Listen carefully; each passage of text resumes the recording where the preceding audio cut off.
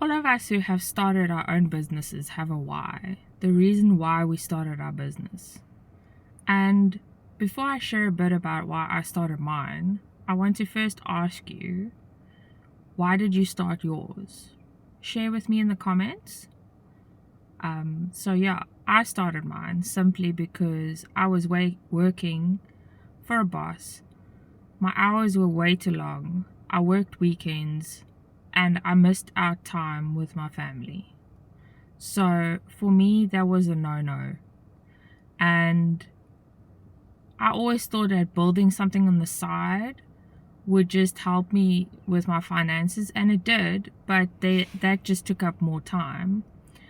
But as my side business grew, I was able to take it and run with it and go full time with it. And that is what I do now. And it's caused me to be off on weekends most of the time and to be there for my daughter when she needs me. I can go watch the gymnastics, the swimming, be a part of sports day, be a part of school events, and just be present, be able to go to church every Sunday, and just, love on my family. Because as much as I love my business, my family does come first. And a business cannot thrive if your family is not thriving.